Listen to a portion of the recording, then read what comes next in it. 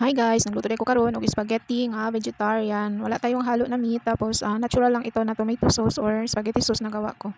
Umpisa na tayo. Atin mo nang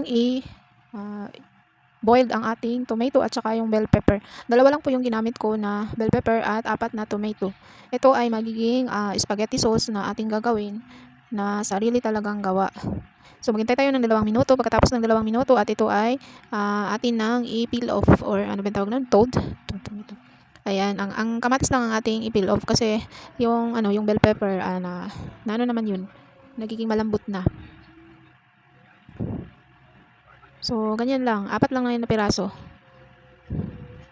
So, ito ay natural kasi sariling gawa natin ng ating sauce. So, pagkatapos niyan, i-blend na natin ang ating tomato at saka bell pepper. Pagkatapos nating ma-blend ay atin nang ilagay sa colander at ating salain para matanggal natin ang mga liso ng kamatis kasi ayoko yung may mga liso.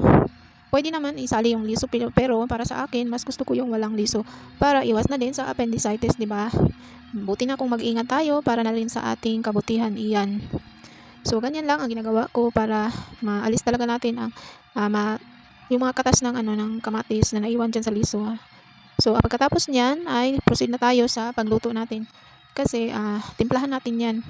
Ang atin palang itimpla sa ating sauce ay lagyan lang natin ng asin. Tapos lagyan din natin ng konting sugar para naman mag-neutralize yung acid ng kamatis. Syempre yung kamatis kasi ma-acid yan eh. So lagyan natin ng konti lang na sugar. Tama-tama lang din para malasahan natin na perfect talaga yung timpla. At ngayon naman guys ay atin namang lahugayin ng lahugayin hanggang sa maluto talaga yung ating sauce. Then ilagyan ko pala ng ground black pepper. Syempre pangpadagdag na din ng lasa yan.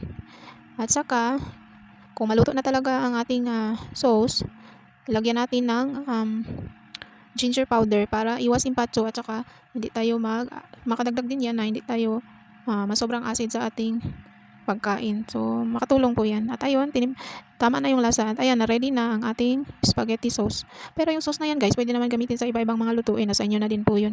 So, proceed na tayo sa ating pagluto ng ating pasta.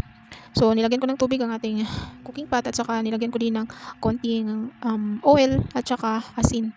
Then, ito na nga, kasi kakain lang naman ito ay itong isa. Ayoko naman ito kasi gusto ko yung isang klase ng pasta. Mickey ang ginamit ko para sa akin. At naluto na guys, syempre atin to. Yung ano na yon, kailangan natin na i-strain or salain. Proceed naman tayo sa ating mga vegetarian na mga panghalo sa ating pasta.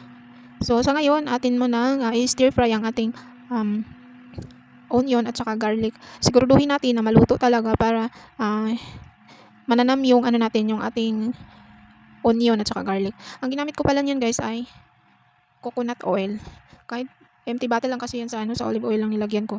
So, ganyan ang ginamit ko kasi okay man din daw ito pag sa stir fry ang coconut oil. Sunod ko naman ang ating kenchay. Ang ating kenchay. Then, sunod natin ang ating tofu, celery, at saka ang ating carrots. So, yan lang po yung mga gulay-gulay natin guys para pangdagdag ng lasa sa ating niluto na pasta or spaghetti. Ganun lang po yun. Pero napakasimple lang po yung spaghetti ko. Wala itong nilagay na mga gatas or iba pa yan, di ba? Nilagyan yan sa iba ng gatas at maraming asukar. Sa akin, hindi lang, konti lang. Siyempre, ang kakain nito ay health conscious ba? Lagay natin ng paprika powder at saka cumin powder. Tapos, ang turmeric powder. At may konting asin. Ganun lang po yun. Then, nilagyan ko ng apple cider vinegar para pang-normalize sa ating or neutralize sa ating luto. Nilagyan ko din ng konting water para naman hindi sobrang dry. At ngayon mag-set up na tayo at na-set up dito na ilagay ko na on top sa ating pasta ang ating gulay-gulay na ini-stir fried. Ayan. Kunti lang ilagay natin. And pagkatapos niyan guys ay isunod na natin ang ating spaghetti sauce. Sarili ko yung version.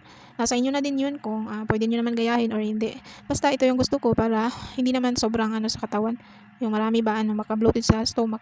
Ito ay balance lang. At saka yung bread natin ay wheat bread ay akin na ding na toast. At yan ang partner ng ating pasta or spaghetti.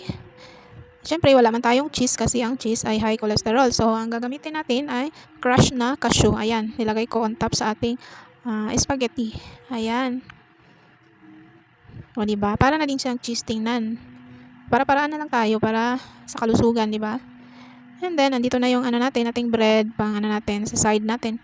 Siyempre, yan ang partner nyo yan para masarap yung kain natin. Ay, hindi pala akong kakain yan. Tapos, lagyan natin ng basil, dried basil leaves. Siyempre, wala man tayong fresh, so kaya dry lang ating nilagay. Pagkatapos, ay lagyan natin ng konting olive oil para pang garnish or pang dressing sa ating pasta.